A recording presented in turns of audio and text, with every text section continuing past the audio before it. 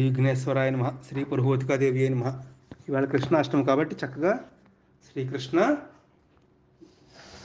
Birthday కదా ఈవేళ. అందుకోసం ఆయన యొక్క ఆవిర్భావం గురించి ఒక్కసారి చక్కగా చెప్పుకుందాం 4 మాటలు. సరే నరతల్లి. ఓం నమ శివాయ. అయితే ఇంతకుముందు యదువంశం అని ఒక వంశం ఉండేది, తెలుసు కదా. కృష్ణుడిది యదువంశమే కదా మనకి. ఆ వంశంలోనే సూరసేనుడు అని ఒక మహారాజు ఉండేవారు. వారి యొక్క కొడుకు వసుదేవుడు అనమాట. అలాగే భోజవంశం ఒకటి ఉండేది. ఆ వంశంలో ఉగ్రసేనుడు, కంసుడు. ఉగ్రసేనుడికేమో కంసుడు పుట్టాడు. దేవకుడు అని ఒక ఆయన ఉండేవాడు భోజవంశంలో. ఆయనకేమో దేవకు పుట్టింది. సో కంసుడు దేవకి ఫస్ట్ కజిన్స్ అనమాట. వింటున్నావా లేదా? సరే, మొత్తానికి కృష్ణుడు అమ్మ దేవకి గారికి వసుదేవుడికి వివాహం నిశ్చయించారు పెద్దలు. వారి వివాహం ఎంతో అంగరంగ వైభవంగా జరిగింది. రాజుగారు అనేక రథాలు, గుర్రాలు, బోళ్ళంత వస్త్రాలు, బంగారం అన్నీ కలిపి సాగనంపడానికి బయటకు వచ్చారు. ఇన్ జనరల్ రథాన్ని తోలేవాడు ఉంటాడు కదా, అలా కాకుండా కంసుడికి చెల్లి అంటే చాలా ఇష్టం అనమాట. కంసుడికి చెల్లి అంటే చాలా ఇష్టం. ఇది మనం గమనించాల్సిన పాయింట్ యాక్చువల్గా. నేనే తీసుకెళ్తాను బాబాయ్ చెల్లిని అత్తారింటికి అని చెప్పేసి కంసుడే స్వయంగా రథాన్ని నడవడం ప్రారంభించాడు అనమాట. అర్థమైందా? అని కొంచెం ముందుకు వెళ్తుంటే సడన్గా ఆకాశవాణి పలికింది. ఆకాశవాణి పలకడం అంటే ఏమిటి? ఏదైనా కనిపించే వస్తువు, ఏదైనా మాట వినిపించింది అంటే ఏదైనా వస్తువు కనిపించాలి కదా. ఏదో చప్పుడు అయింది, తలుపు చప్పుడు అయిందేమో చూడంటాం. ఏమీ లేకుండా సౌండ్ రాదు కదా. సో ఆకాశవాణి పలికింది. అందులోనే పెద్ద ఉపనిషత్తు యొక్క రహస్యం ఉందన్నమాట. ఇది కొంతసేపు నాకు చెప్పుకునే ప్రయత్నం చేద్దాం. ఆకాశవాణి ఏమని పలికింది? ఓరి పిచ్చివాడా, దేవకని నువ్వు తీసుకుని వెళ్తున్నావు మీ చెల్లాయిని. ఇందులోంచి ఈమెకు పుట్టే అష్టమ గర్భం అంటే 8th టైం డెలివరీ అయిన తర్వాత వచ్చే బేబీ ఎవరైతే ఉంటారో ఆ బేబీ వల్లే నీకు చావు రాబోతుంది అని చెప్పంగానే అంతవరకు ఉన్న ప్రేమ అంతా కూడా హఠాత్తుగా మాయమైపోయింది. మొహం అంతా ఎర్రగా అయిపోయింది. వెంటనే రథం ఆపాడు, కిందకు దూకాడు, ఆవిడ చంపాడని కత్తి తీసాడు. ఇంకేం మాట్లాడలేదు, మంచిగా లేదు. జుట్టుకు నీటి తీసాడు పైనుంచి కిందకి. అప్పుడు వసుదేవుడికి కంగారు పడ్డాడు. ఇప్పుడు వసుదేవుడు ఏం మాట్లాడినా కూడా చాలా జాగ్రత్తగా మాట్లాడాలి కదా. ఫస్ట్ ఆవిడ రక్షించాలి కదా. ఒక్క సెకండ్ అయితే అంత కోపంలో ఉన్నవాడికి కోపం వస్తే ఇంకేముందా? అందుకోసం అదేంటి బాబా, ఏమిటి పని? చెల్లంటే నీకు ఎంతో ఇష్టం కదా, ఎవదో ఆకాశవాణి చెప్పిందని చెప్పేసి చెల్లిని చంపుకుంటావా? నువ్వేమో మహారాజు, బోళంత బలశాలివి.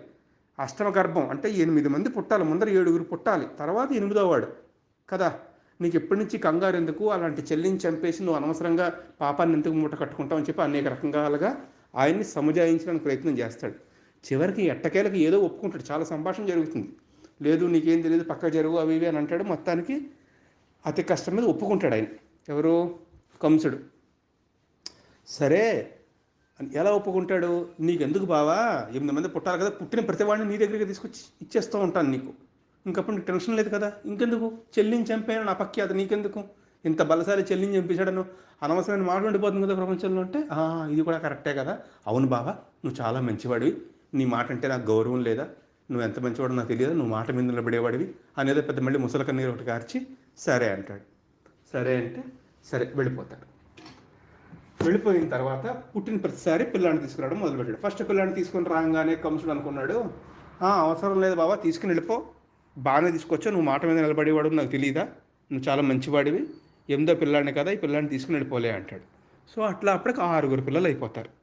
6 పిల్లలు అయిపోతే ఒకసారి అనుకోకుండా నారద మహర్షి వస్తారు. అనుకోకుండా మనకు అనిపిస్తుంది, కానీ నారద మహర్షి వచ్చారంటే ఆయన బ్రహ్మజ్ఞాని, మహాజ్ఞాని. మనకు తెలిసి తెలియకుండా నారదుడు అంటే ఏదో గొడవలు పెట్టేవాళ్ళు అనుకుంటారు. ఇంతకుముందు కూడా చాలాసార్లు చెప్పాను నీకు ఆ విషయం. నేను నారదుడు బ్రహ్మజ్ఞాని, లోకానికి మేలు చేయడం కోసం చేస్తూ ఉంటారు ఆయన చేసే పనులు. అర్థమైనా? అందులో అంతర్లీనంగా ఉండే పాయింట్ మనం అర్థం చేసుకోవాలి. ఆయన వచ్చి ఈయనతో ఏమీ అనలేదు. కంసుడి దగ్గరికి వచ్చి ఒకే ఒక మాట అన్నారు, కంసా నీకు తెలుసా, 8వ గర్భం అనుకుంటున్నావు, అసలు దేవకి వసుదేవుడు, అక్కడ ఉండే జనులు, అక్కడ ఉండే చెట్టు పుట్ట అంతా దైవ అంశాలే వాళ్ళందరూ కూడాను అని చెప్పేసి వెళ్ళిపోతాడు అంతే. హరితసది అందరూ దైవాంశలేనా? అయితే కనుక ఏ రకంగా నా ప్రాణం పోవచ్చు అనమాట. అసలు ఈ 6 కలిసి ఆ పుట్టే 8వ వాడికి సపోర్ట్ చేస్తే అని చెప్పేసి అర్జెంటుగా అందరిని పిల్లలను తీసుకొచ్చేందుకు కవర్ పంపిస్తాడు. పాపాయిని తీసుకుని వస్తాడు. తీసుకురాగానే అందరినీ గెరగెర తిప్పి బండకేసుకొట్టి చంపేస్తాడు ఒకరి తర్వాత ఒకరిని. ఎంత దుర్మార్గుడు చూడు అసలు. చిన్న నల్లిని చంపడానికి మనం 10 సార్లు ఆలోచిస్తానే, మనిషిని ఎలా పట్టుకుని చంపగలిగాడు? అదే రాక్షస ప్రవృత్తి అంటే. చంపేశాడు. అయితే ఇక్కడ మన అందరికీ అనిపిస్తూ ఉంటుంది యాక్చువల్గాను, అదేమిటి నారదుడు ఎందుకు అలా చెప్పాడు, ఉన్నవాడు ఉండక అనవసరంగా పిల్లల్ని చంపించాడు కదా అని. కానీ అందులో ఉన్న అంతర్లీన విషయం ఏమిటంటే, ఇంతకుముందు మరీచి, ఊర్ణాదేవి అని పిల్లలు ఉండేవారు, ఇద్దరు భార్యాభర్తలు. వారికి 6 పిల్లలు. పిల్లలైనా కూడా వాళ్ళందరూ బ్రహ్మజ్ఞానులు చిన్నతనంలోనే. వాళ్ళు ఒకసారి బ్రహ్మసభకి వెళ్ళారు. బ్రహ్మగారు ఏదో మాట్లాడుతుంటే అనుకోకుండా ఎందుకు నవ్వారో తెలియకుండా కారణం లేకుండా నవ్వారు. అందుకోసమని అంటారు, కారణం లేకుండా నవ్వకూడదు, ఎక్కువ మాట్లాడకూడదు, 10 మంది ఉన్నప్పుడు చాలా జాగ్రత్తగా మసులుకోవాలి అని. బ్రహ్మగారి కోపం వచ్చి చెప్పించారు, మీరు రాక్షసులై జన్మించండి అని. అప్పుడు వాళ్ళందరూ కూడా రాక్షసులుగా పుట్టారు. ఫస్ట్ ఏంటి, కాలనేమి అని ఒక రాక్షసుడు ఉండేవాడు, వాడికి పుత్రులుగా పుట్టారు. తర్వాత హిరణ్యకశిపుడికి పుత్రులుగా పుట్టారు. మళ్ళీను హిరణ్యకశిపుడు పుత్రులుగా పుట్టారు, కానీ అప్పటికి సగం సగం రాక్షస ప్రభుత్వం తగ్గింది. ఒక జన్మ అయిపోయేసరికి కొంచెం మంచి వాళ్ళకి అడుగులేసి బ్రహ్మ కోసం తపస్సు చేశారు. ఫలించింది. హిరణ్యకశిపుడు అన్నారు, నాన్నగారు మేము మంచిగా తపస్సు చేశాము మేమందరం అంటే, ఇంకా నేనే చేయలేదు దేవుడి కోసం, అప్పుడే మీరు తపస్సు చేస్తారా అని మళ్ళీ చెప్పిస్తాడు. వచ్చే జన్మలో మీరు మళ్ళీ రాక్షసులై పుట్టండి, ప్రీవియస్ జన్మలో మీ తండ్రి వచ్చే జన్మలో మీకు తండ్రి అవుతాడు మళ్ళీ అనేసి. అంటే కాలనేమి మళ్ళీ మీకు తండ్రి అవుతాడు, మీరు రాక్షసుడి కింద పుట్టండి అంటారు. ఆ రకంగా కాలనేమే ఇప్పుడు కంసుడి కింద పుట్టాడు అనమాట. కంసుడి కింద పుడితే కంసుడికి మళ్ళీ 6 పుట్టారు హిరణ్యకశిపుడు శాపం వల్ల. ఆ రాక్షస పిల్లలే హిరణ్యకశిపుడికి ఎవరైతే పుట్టి వెళ్ళిపోయారో వాళ్ళే. బ్రహ్మగారు అదే కంసుడికి కాదు, అది దేవకి వసుదేవులకి. రాక్షసుల కింద రాక్షసులైన వాళ్ళు, రాక్షసుల ప్రవృత్తి పోయింది ఆల్మోస్ట్ వాళ్ళకి. కానీ మళ్ళీ హిరణ్యకశిపుడు శపించాడు కదా, పోయిన మళ్ళీ పుట్టండి మీరు, మంచివాడిగా పుట్టినా కూడా పోయిన జన్మలో ఎవరైతే మీకు తండ్రో ఆ తండ్రి మిమ్మల్ని చంపేస్తాడు ఇప్పుడని చెప్పాడు అనమాట. తండ్రి చంపడు కదా పిల్లల్ని ఎప్పుడో కూడాను. సో కంసుడేమో మళ్ళీ పుట్టాడు కాలనేమి పూర్వజన్మలో. ఇప్పుడు ఏమయ్యాడు, మామయ్య అయ్యాడు. మామయ్య 6 ఆయనే చంపేశాడు. ఆయన చంపేసేటట్టుగా నారదుడు చేశాడు అనమాట.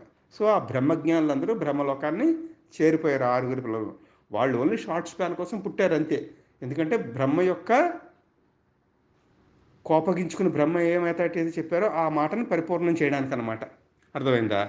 అందుకోసం అలా జరిగింది. సో 6 చంపేసి ఇప్పుడు 7వ గర్భం దాల్చింది మళ్ళీ దేవకీదేవి. ఇప్పుడు శ్రీ మహావిష్ణువు యోగమాయ శక్తిని పంపించాడు కిందకు భూలోకానికి. ఇప్పుడు ఆదిశేషుడే అంశగా బలరాముడి కింద పుడుతున్నారు, భూలోకంలో పుట్టాలి వచ్చే కాలానికి, అందుకోసం నువ్వు వెళ్ళి ఆ గర్భాన్ని రక్షించు అని చెప్పి. యాక్చువల్గా ఈ సంఘటన జరగడానికి ముందు భూదేవి శ్రీ మహావిష్ణువు దగ్గరికి వెళ్ళింది.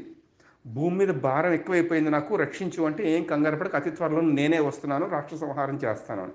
భూదేవి ఎప్పుడు కూడా, నువ్వు జనం ఎక్కువైపోతే తల్లి ఏనాడు బాధపడదు. అర్థమైందా? ఎంతమంది ఎన్ని కోట్ల మంది పెరిగినా కూడా ఆవిడకి ఏం ఇబ్బంది ఉండదు. కానీ రాక్షస ప్రవృత్తి అయితే మాత్రం ఆవిడ తట్టుకోలేదన్నమాట. అలాగా బోలంత మంది రాక్షసులు అయిపోయారు అప్పటికే. కురుక్షేత్రం సంగ్రామం నాటికి ఇంకా ఎక్కువైపోయారు రాక్షసులు. అందుకోసం ఆయన వచ్చి మెల్లమెల్లగా కురుక్షేత్ర సంగ్రామం వరకు ఆగకుండా మెల్లమెల్లగా 3 నాళ్ల వయసు ఉన్నప్పటి నుంచే చంపుకుంటూ వెళ్ళిపోయారు శ్రీ మహావిష్ణువే కృష్ణుడిగా వచ్చి. అందుకోసం కంగారు పడక నేను వస్తానని చెప్తారు భూదేవికి. అందుకోసం దేవకి వసుదేవుడికి ఈయన పుట్టవలసి వచ్చింది. ఉండకుండా ఫస్ట్ నుంచి చంపడం మొదలుపెట్టారు. 3 నెలల నుంచి వీళ్ళందరూ మళ్ళీ అక్కడ తయారవుతారు. అప్పుడు మళ్ళీ ఇంకా కష్టం అయిపోతుంది. అందుకోసం పోతన లాంటి వాళ్ళందరినీ చిన్నప్పటి నుంచే కంసు చాణూర మర్దనం అంటాం కదా, అందుకోసం వీళ్ళందరినీ కంసుడిని చారుణ్ణి వీళ్ళందరినీ ముందు నుంచే లేపేశారు ఒక్కడు. నేను అర్థమైందా? బకాసురుణ్ణి ఇలా చాలామందిని, బకాసురుడు కాదు బకుడు. సో వెళ్ళిపోయారు అక్కడికి. వెళ్ళిపోతే అప్పుడు 7వ గర్భానికి మాయాశక్తి వచ్చి ఏం చేసింది, మనం ఇప్పుడేదో విఐఎఫ్ ఏవో అంటాం కదా, పిల్లల్ని ఆర్టిఫిషియల్గా పుట్టించవచ్చు, అవన్నీ అప్పుడే ఐవీఎఫ్ అవి అప్పుడే ఉన్నాయి. వచ్చి మాయాశక్తి వచ్చి ఎవరికీ తెలియకుండా దేవకీకి ఏదో గర్భస్రావం చేసినట్టుగా చేసి ఆ పిండాన్ని బయటికి తీసి రోహిణి అని ఒక ఆవిడ ఉంది, వసుదేవుని ఇంకొక భార్య, నందవ్రజంలో ఉంటుంది. అక్కడికి వెళ్ళి రోహిణి గర్భంలో ఆ మాయాశక్తిని ప్రవేశపెట్టింది అనమాట. రోహిణి కడుపులోకి ఈ గర్భాన్ని పిండాన్ని ప్రవేశపెట్టింది మాయాశక్తి వచ్చి. అక్కడ ఆ రోజు బలరాముడు పుట్టారు. ఆయన పుట్టడంతోనే ఎంతో బలంగా ఉన్నాడు కాబట్టి బలభద్రుడని వింటున్నావా? లోకాన్ని ఎప్పుడూ ఆనందం చేసే స్వరూపం ఉన్నవాడు కాబట్టి రామ అని శబ్దం కలిపి బలరామ అని.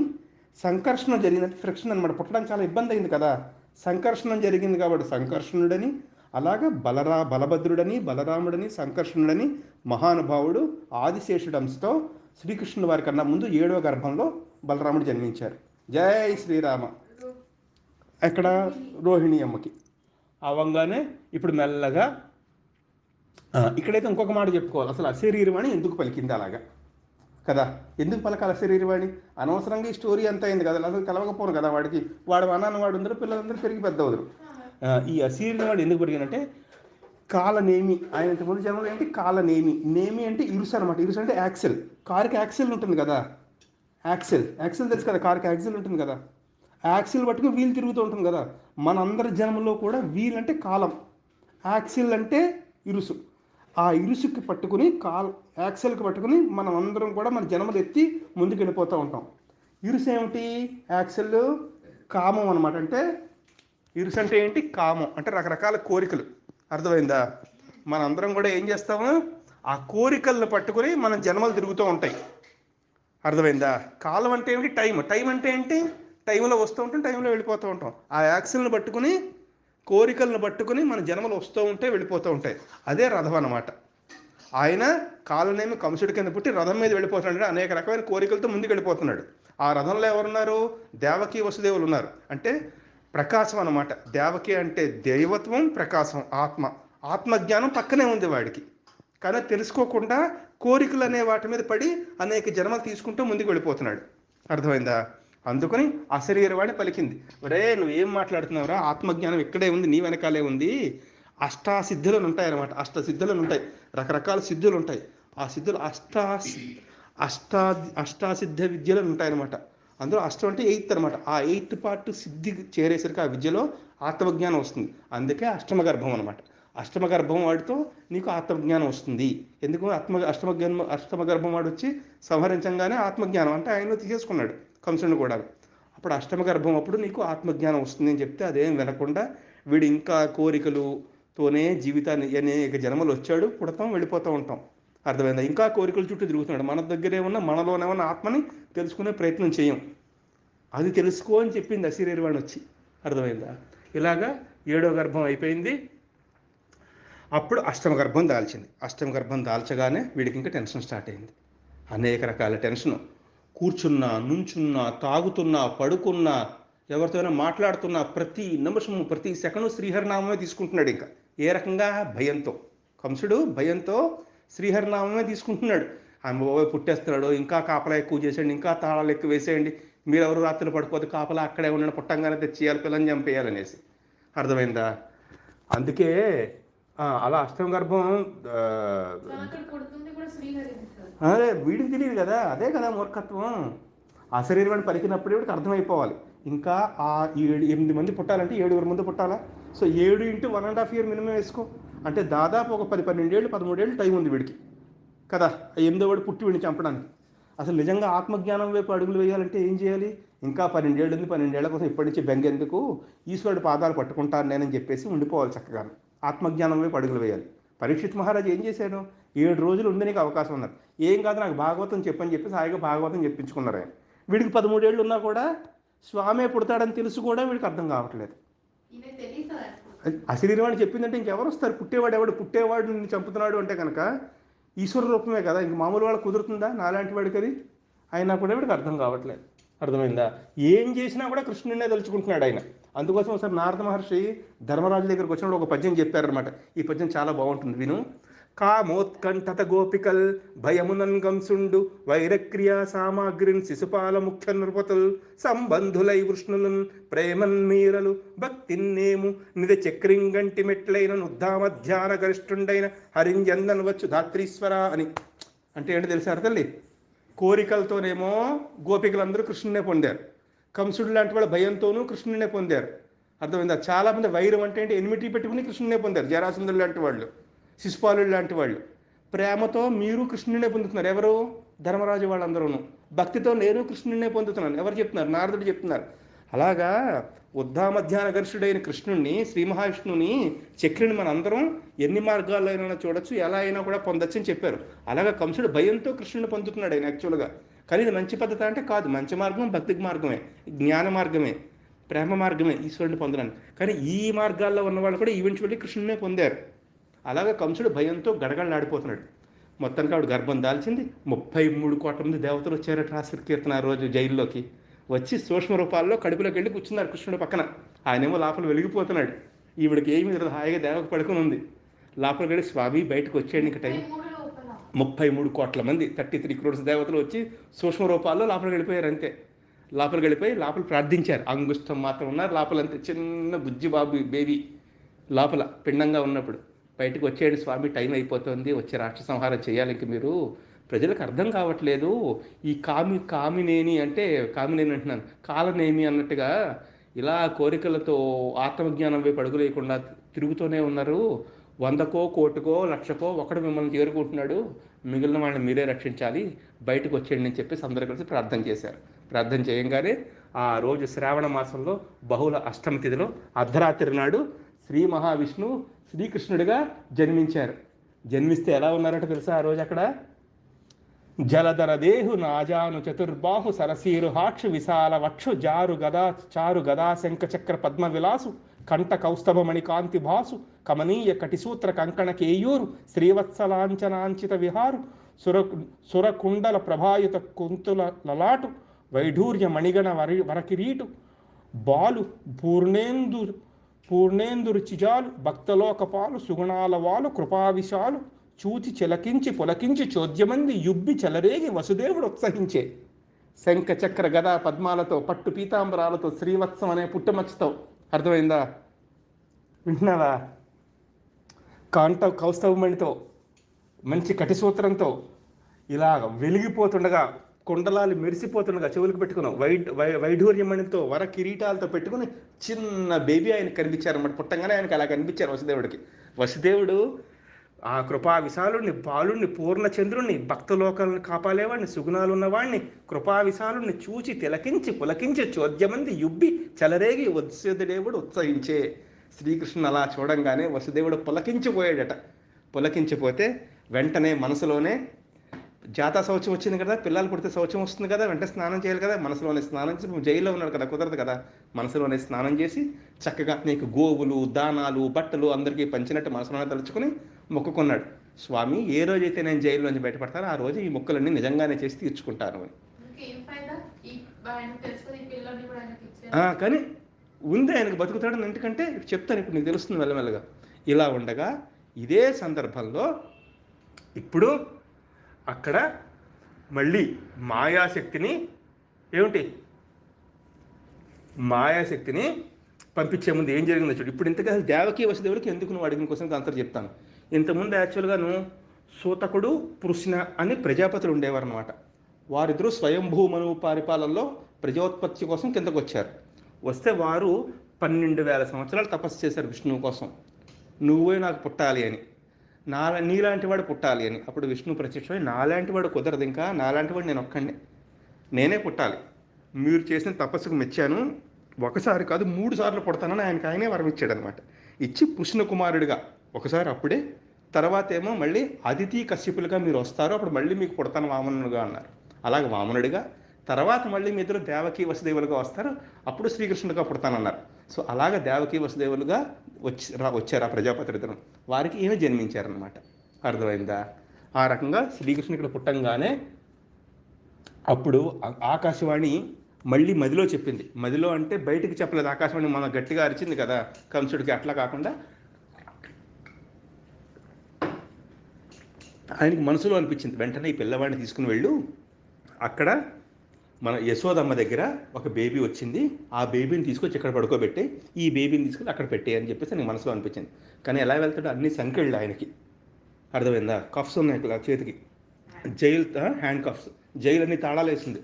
ఆయనకు అలా మనసులో అనిపించగానే అందరికీ నిద్ర పట్టేసింది, కంసుడితో సహా. ప్రతిరోజు రాత్రి మెలుకున్న కంసుడికి ఆ రోజు రాత్రి నిద్ర పట్టింది. ప్రతిరోజు నిద్ర ఉండేది కాదు భయంతో, కానీ ఆ రోజు నిద్ర పట్టింది. అదే మాయ అంటే. నిజంగా ఈశ్వరుడు మనకి చెయ్యాలంటే కనుక జరిగిపోతాయి అంతే. అలా అన్నిటికీ కూడా తర్కం పంచేదంటే లాజిక్ పంచేదనమాట. ఇంకా అక్కడ వెంటనే ఆ బేబీని తీసుకుని గుండెల దగ్గర పెట్టుకున్నాడు, తల మీద కాదు. కొందరు తల మీద పెట్టుకున్నారు అని అంటారు, కానీ గుండెల దగ్గర పెట్టుకున్నాడు. గుండెల దగ్గర పెట్టుకోగానే వసుదేవుడికి కూడా ఆత్మజ్ఞానం అయిపోయింది. ఇంకా అందుకే సంకెళ్ళు తెగిపోయాయి. అంటే ఆయనకి జన్మ విముక్తి వచ్చేసింది అనమాట, ఇంకా మోక్షం వచ్చేసింది. అన్నీ తెరుచుకున్నాయి. యమునా దగ్గరికి వెళ్ళారు. యమునా నది అంటే ఏమిటి? సూర్యుడి కుమార్తె యమునా నది అంటే యాక్చువల్గా, అర్థమైందా? యమునా నది అంటే సూర్యుడి యొక్క కుమార్తె. అక్కడికి వెళ్ళంగానే యమునా నది ఏం చేసింది? వెంటనే గ్యాప్ ఇచ్చేసింది వాళ్ళకి, అర్థమైందా? యమునా నది చక్కగా వాళ్ళకి వెళ్ళడానికి గ్యాప్ ఇచ్చేసింది అనమాట. వింటున్నావారా తల్లి? యమునా నది గ్యాప్ ఇవ్వగానే ఆయన వెళ్ళి అక్కడ రోహిణి దగ్గర ఆ బేబీని పడుకోబెట్టేసి అక్కడ ఉన్న బేబీని తీసుకుని ఇక్కడికి వచ్చేసారు. ఇలా వెళుతుండగా ఆదిశేషుడు పడగల పట్టి ఛాయ కిందంటే షాడో కింద ఈ బేబీని రక్షిస్తూ తీసుకెళ్లారనమాట. అర్థమైందా? ఇదంతా కూడా ఉపనిషత్తులోని రహస్యం అనమాట. అర్థమైందా? ఇందులో ఉపనిషత్తు రహస్యం ఏమిటి అంటే కనుక, పిల్లవాడిని ఎత్తుకోగానే సంఖ్యలు దిగిపోయాయా? అవివేకం అనేది మబ్బులు, అజ్ఞానం అనేది చీకటి లో కూడా ఈయన ధైర్యంగా వెళ్ళగలిగాడు. అవివేకం అజ్ఞానం ఉన్నా కూడా ఈయన వెళ్ళగలిగాడు, ఎందుకంటే ఈయనకి ఆత్మజ్ఞానం అయిపోయింది. అందుకోసం అవి చూసి భయం అవ్వలేదు. అర్థమైందా? వెళ్ళిపోయాడు. శేషుడు అంటే ఏమో జ్ఞానం, ఆత్మజ్ఞానం అనమాట. అది ఎప్పుడు వెనకాల ఉంది ఈయనకి. అందుకే అవివేకం అజ్ఞానం ఈయన దగ్గరికి రాలేదు, అవి చూసి భయపడలేదు ఈయన. అవి వీటి దగ్గర రాలేదు. అక్కడికి వెళ్ళంగానే యమునా నది ఏమిటి? యమున అంటే ప్రవహించేది. ప్రవహించేది అంటే ఏమిటి? టైం అనమాట. టైమే కదా ప్రవహించుకుంటూ వెళ్ళిపోతుంది ముందుకి. అలాంటి యమున దారి ఇచ్చేసింది, ఎందుకంటే కాలం ఆగిపోయింది దీనికోసం. అంటే ఏమంటే మోక్షం వచ్చేసిన వాడికి, ఆత్మజ్ఞానం అయిన వాడికి ఇంకా కాలంతో సంబంధం లేదు. ఎందుకంటే ఆయన చిరాయి అయిపోతాడు, ఫిజికల్ బాడీ వెళ్ళిపోతుంది కానీ ఆత్మ ఉండిపోతుందని తెలుసుకున్న వాడికి మోక్షం వచ్చేసినట్టే. So he is not part of the time anymore. ఈయన ఈశ్వరుని చేరిపోతాడు. సో యమునా నది అనేది దారి ఇచ్చి ఈయన అక్కడికి వెళ్ళిపోగలిగాడు అనమాట. ఇది ఉపనిషత్తు రహస్యం అనమాట. అందుకే శ్రీకృష్ణుడు కథ ఉపనిషత్తు రహస్యం తెలిసి, అందులో ఉన్న భావం తెలిసి విన్నా, కథాపరంగా విన్నా కూడా మంచిదే అనమాట మనకి. అర్థమైందా? అక్కడ తీసుకొచ్చి అమ్మవారిని ఇక్కడ పడుకోబెట్టంగానే అప్పుడు అన్ని తలుపులు వేసుకోబడ్డాయి. సీల్ వేశాడు కంసుడు అన్ని చోట్ల. ఆ సీల్ కూడా బంద్ అయిపోయింది, కానీ ఎవరికి ఏమీ మెలకు రాలేదు. ఈయన వచ్చి మళ్ళీ బేబీని అక్కడ పెట్టుకుని, ఈయనకి మాత్రం సంఖ్యలు లేవు. అప్పుడు కంసుడికి అందరికీ మెలకు వచ్చింది. బేబీ పుట్టిందని చెప్పగానే కంసుడు పరిగెత్తుకుని వచ్చి చూశాడు. వచ్చాడు పాపం. కంసుడు గట్టి గట్టిగా అరుచుకుంటూ వచ్చాడు. పాపం దేవికి మళ్ళీ మాయ కప్పింది. ఇంతకుముందు బేబీ బాయ్ పుడితే చూసి ఆనందించింది, ఇంతట్లోనే మాయ కప్పేసింది ఆవిడకి. ఈయనకి మాయ విడిపోయింది, సంఖ్యలు విడిపోయాయి, కానీ ఆమెకు మాత్రం ఇంకా పూర్తిగా ఆత్మజ్ఞానం దిశగా రాలేదు ఇంకా దేవకి. ఎందుకంటే తల్లితనం ఉండాలి అంటే కనుక పూర్తిగా ఆత్మజ్ఞానం అయితే తల్లితనం ఉండదు ఇంకా ఆమెకు తెలిసిపోయింది అనుకో, మొత్తం ఆత్మజ్ఞానం అయిపోయింది అనుకో, శ్రీ మహావిష్ణువు అని ఇంక ఇదంతా అయిపోయింది. ఇంకా బేబీ కింద పోషించడం, అమ్మతనం, అమ్మలాలన ఇదంతా ఉండదు కదా. ఇంకా ఆమె అమ్మతనం, అమ్మ మాయలోనే ఉందన్నమాట. అయ్యో బేబీని చంపద్దు, అందులో మగవాడు పుడతాడన్నో, పుట్టింది ఆడపిల్లని ఎందుకు చంపుతావు? ఆడపిల్ల అంటే కూడా వినకుండా ఎన్ని రకాల ప్రాధాయపడ్డాయి వినకుండా ఆమె లాక్కుని గిర్ర తిప్పి నేలనేసి కొట్టాడు. చిన్న బేబీని రా, ఎంత దుర్మార్గుడు చూడు కంసుడు. అసలు కనబడితే ఒకసారి మళ్ళీ చెప్పించో కొట్టాలనిపిస్తుంది అసలు కంసుడు. కొట్టంగానే ఆ పిల్ల గిర్ర తిరిగితే గాల్లోకి ఎగిరిపోయింది. పిల్ల గాల్లోకి ఎగిరిపోగానే మళ్ళీ కోట్లాది దేవతలందరూ ఆకాశంలోకి వచ్చేసి ఆమెను స్తుతించి, ఆమెకు పూజ చేసి, ఆమెకు నైవేద్యాలు పెట్టి ఫలాలతోనూ పువ్వులతోనూ పూజ చేసి నైవేద్యాలు పెట్టారు. ఆమెనే దుర్గాదేవి. అందుకే నారాయణి అక్క చెల్లెళ్ళు ఇద్దరు ఒకే రోజు పుట్టారనమాట. ఆవిడ పేరు దుర్గా. ఆవిడకి 14 నామాలు చెప్పారు. అర్థమైందా? 14 నామాలు చెప్పారు. ఆ 14 నామాలతోనూ అందరూ కూడా ఒక్కసారి తలుచుకోవాలండి. ఈ 14 నామాలు ఎవరైతే ఈ అమ్మవారి కథ వింటున్నారో, ఇప్పుడు ఎప్పుడైనా కూడా ఎవరైతే చదువుతారో, ఎవరైతే ఈ 14 నామాలని ఈ సందర్భంగా స్మరించుకుంటారో, వాళ్ళకి సాక్షాత్తు దుర్గాదేవి ఎల్లవేళలా రక్షగా నిలుస్తుంది అక్కడ తల్లి. ఆ నామాలు ఏమిటో ఇక్కడ రాశారు, నాకు అన్ని గుర్తుండక. దుర్గ, భద్రకాళి, విజయ, వైష్ణవి, కుముద, చండిక, కృష్ణ, మాధవి, కన్యక, మాయ, నారాయణి, ఈశాన, శారద, అంబిక. ఎవరైతే ఈ కథ వింటున్నారో వారికి దుర్గాదేవి అన్ని రకాలుగా రక్షణ నిలుస్తుందని సాక్షాత్తు స్వామివారే వరమిచ్చారనమాట. శ్రీ మహావిష్ణువు పలికిన పలకనమాట ఇది. అర్థమైందా? అందరూ ఎంతో సంతోషించారు.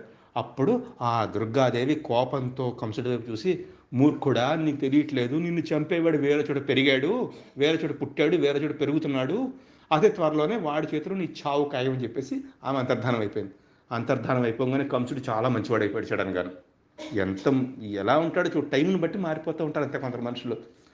చెల్లి, నిన్ను తీసుకొచ్చాను, మన చేతుల్లో ఉందా?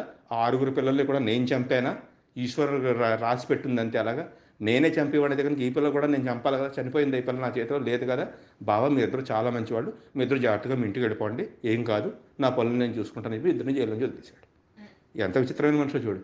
ఇక్కడ ఇలా అయితే అక్కడ నందవ్రజంలో యశోద వాళ్ళకి బావు పుట్టినట్టుగా తర్వాత, ఇప్పుడు కాదు కదా, తర్వాత బలరాముని కూడా యశోద వాళ్ళ ఇంట్లోనే పెరిగాడు. వచ్చి రోహిణి వాళ్ళందరూ అక్కడే ఉండేవారు, నందవ్రజంలోనే ఉండేవారు కదా. అర్థమైందా? యశోద వాళ్ళ ఇంట్లో ఫుల్ హడావిడి. చిన్న బేబీ పుట్టాడట, చాలా ఆనందంగా ఉన్నాడట, అసలు చూస్తుంటే ఆశ్చర్యంగా ఉందట. నల్లటి మబ్బులా ఉండి మెరిచిపోతున్నాడట. మెయిన్ అంతాను చిన్న నమిలి పెంచి వీటితో అన్నిటితో పాటు పుట్టాడట. ఎంత బాగున్నాడు అనేక మంది వాళ్ళ ఇంటికి వచ్చి వాళ్ళని చూడడానికి, బాబుని చూడడానికి బోళ్ళంతమంది పరిగెట్టుకుంటూ వస్తున్నారు. ఊరంతా ఉత్సవం అయిపోతుంది. వాళ్ళందరూ గొల్లవాళ్ళు కదా, అందుకోసం పాలతోనూ పెరుగుతోనూ వెన్నతోనూ ఒకళ్ళ మీద ఒకళ్ళు వేసుకుంటూ ఆడుకుంటున్నారు అనమాట ఊరంతాను. గోవులు, పశువులు, ఆంబోతులు అవన్నీ కూడా రెట్టిచ్చిన ఉత్సాహంతో అరుస్తున్నాయట పెరట్లో. ఎందుకు, మా ఫ్రెండ్ వచ్చేసాడు, రేపటి నుంచి ఇంకా మాతోనే ఆడుకుంటూ ఉంటాడు, శ్రీకృష్ణుడు మాతో ఆడతాడు, మమ్మల్ని రోజు తీసుకెళ్తాడు, మాకు రోజు ఫ్లూట్ వాయించి వినిపిస్తాడు, మా పాలు వెతుకుతాడు అనే ఆనందం వాటికనమాట. పిల్లలందరూ కేరింతలట బయట. ఓహో, మాకు ఫ్రెండ్ వచ్చాడు, మేము అందరం కలిసి ఆడుకుంటాం రోజు అనేసి. అర్థమైందా? అనేక మంది వస్తే వెంటనే ఈ నందవ్రజంలో యశోద వాళ్ళ ఇంట్లో కూడా అనేక మందికి అందరికీ బహుమతులు ఇచ్చి బోళ్ళంత ఘనంగా ఉత్సవాలు చేసి దానాలు ఇచ్చి కృష్ణుడి పుట్టినరోజును జరుపుకుంటున్నారు. మిగిలిన అమ్మలక్కలందరూ వస్తారు కదా, పెద్ద ముత్తైదువులు, వాళ్ళందరూ వచ్చి వీడిని చూసి, వీడము శ్రీకృష్ణ మహాపాత్రను చూసి, చిన్న బేబీ కదా, ఎంత ముద్దుగున్నాడో, ఎంత ముద్దుగున్నాడో అందరూ బొగ్గలు పిసికేయడం, వీపుని తట్టడం, బజ్జో బజ్జో బజ్జో అని చెప్పేసి అందరూ పడుకోబెట్టడం. ఎంత పడుకోబెట్టినా పడుకోడే. అదో రకంగా ఎన్నో రకాలుగా పడుకోబెట్టి ప్రయత్నం చేస్తున్నారు, ఎంత పడుకోబెట్టినా పడుకోవట్లేదు. ఆయనకు అనిపించింది, ఓహో పడుకునే వరకు ఇలా చేస్తారేమో, ఈ ప్రపంచంలో నిద్ర అనేది ఒకటి ఉందన్నమాట. నిద్ర అన్నిటికీ అతీతుడు కదా ఆయన. అందరూ పడుకున్న తర్వాత లోకాన్ని రక్షించే స్వామి ఆయన. ఆయన నిద్ర అన్నదే ఉండదు. ఆయనే పడుకుంటే మనం పడుకోగలమా ప్రశాంతంగాను? అలాంటిది నన్ను పడుకోమంటున్నారు, పడుకుంటే పోతే బెటర్ ఏమో, లేకపోతే నా వీపు వాయి కొట్టేస్తున్నారు వీళ్ళందరూ కలిసి, కళ్ళు మూసుకుని పడుకున్నట్టుగా నటించే వరకు వీళ్ళని వదిలేటట్టు లేరండి. వాళ్ళందరూ కూడా అప్పుడు చక్కగా పాట పాడుతుంటే, జో జో కమలదలే క్షణ జో జో మృగరాజ మధ్య జో జో కృష్ణ జో జో పల్లవకర పద జో జో పూర్ణేందు వదన జో జో యనుచున్. అలా అందరూ జో కొడుతున్నారంటే, జో జో కమలదలేక్షణ, కమలాల లాంటి కళ్ళు ఉన్నవాడా, పల్లవ కరవదన అంటే చిన్న చిన్న లేత ఆకులు ఉంటాయి కదా, చిన్న ఆకులు ఎంత గ్రీన్గా ఉండి, అలాంటి చేతులు, అలాంటి కాళ్ళు, పాదాలు, చిన్న పాదాలు, చిన్న కాళ్ళు, చిన్న గజ్జెల ఆ స్వామికి అని అందరూ అలా పాట పాడితే, మృగరాజ మధ్య అంటే సింహం లాంటి నడువు ఉందట ఆయనకి, సన్న నడువుతో. అందరూ అలా అంటున్నారు. నిద్ర రాకపోయినా పడుకునే వరకు అందరూ నా వీపులు మండగొట్టేసేలా ఉన్నారు, ఎప్పుడు నిద్రలేని స్వామి పడుకోవడం బెటరు అని చెప్పేసి ఆయన నిద్ర నటిస్తున్నట్టుగా నిద్రలోకి జారుకున్నారు. స్వామి నిద్రలోకి జారుకున్నారు కాబట్టి ఆయన్ని మనం ఎక్కువ డిస్టర్బ్ చేయకుండా ఇవాళ శ్రీకృష్ణాష్టమి సందర్భంగా శ్రీ మహావిష్ణువు దయతో చక్కగా ఆయనకి ఒక్కసారి దండం పెట్టుకోండి. నమో శ్రీకృష్ణాయ నమో నమ. హరే కృష్ణ కృష్ణ కృష్ణ హరే హరే, హరే రామ రామ రామ హరే హరే, నమో శ్రీ దుర్గాయ నమ. ఆ రకంగా ఇవాళ దుర్గామాత పుట్టింది ఆయనకి చెల్లిగా, కృష్ణుడు పుట్టారు. ఇద్దరు అన్నా చెల్లెళ్ళ జన్మ వృత్తాంతాన్ని కృష్ణాష్టమి సందర్భంగా ఇవాళ తెలుసుకున్నాం. జై శ్రీరామ.